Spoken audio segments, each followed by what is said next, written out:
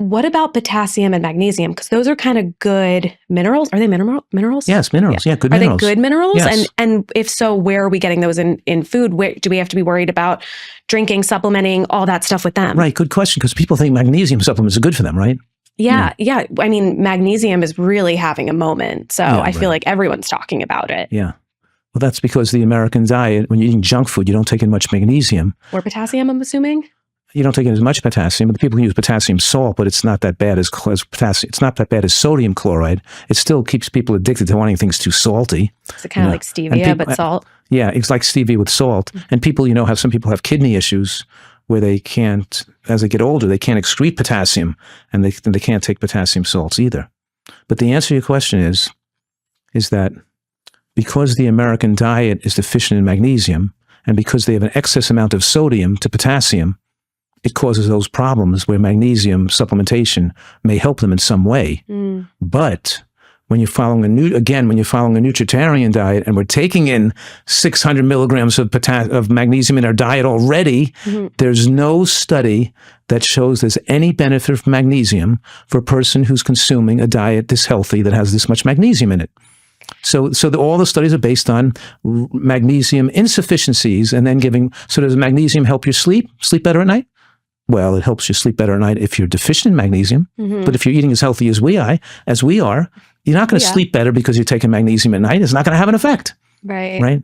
Now, the only caveat here I have to mention is that when you overtake magnesium, particularly magnesium citrate, not magnesium glycinate, magnesium citrate pulls water into the stool, isn't absorbed as well as magnesium glycinate, and so it has a more laxative effect. So it can be a constipation relief supplement. So some people that are getting constipated, and I'm not recommending people do this either on a regular basis, but occasionally high dose magnesium citrate can be used as like a bowel cleanse to get the bowels going again after you became dehydrated or ate something bad or you took some opiates pain medications that cause you to become constipated. The magnesium could be used for loosening the stool. And it sounds like that's more natural than, say, a laxative that you buy at CVS. Right. It's a little more natural. Maybe it doesn't have as much risk as taking Senna or Cascara, or some other. But in any case, yes, it's a mild laxative. But that doesn't mean it's good for you to take that on a regular basis either. Right. So I'm not recommending magnesium supplements. Well, because you want us to be food first, as natural as possible. Right. So you want mainly us to get magnesium and potassium from food. That's the number one best option. And we get plenty of it from food. What food's it in? Like everything, right? Everything. Yeah. Particularly vegetables. Beans, vegetables. Yeah. All right, great. So everything we eat has plenty of it.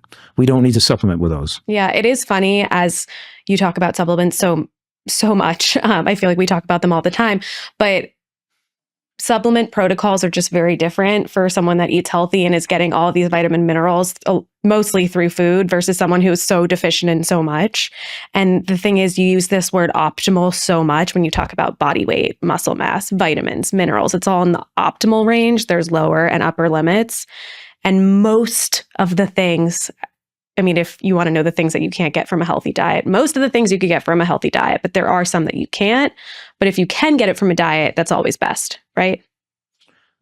Yes, if you're eating healthfully, taking more of something you don't need is not beneficial. People have this, they think that things are marketed to them as something they need is going to help their health. And the question is, do you need that? Do you already have enough of that or not? And so that's what we have to look at. And that's what we're looking at.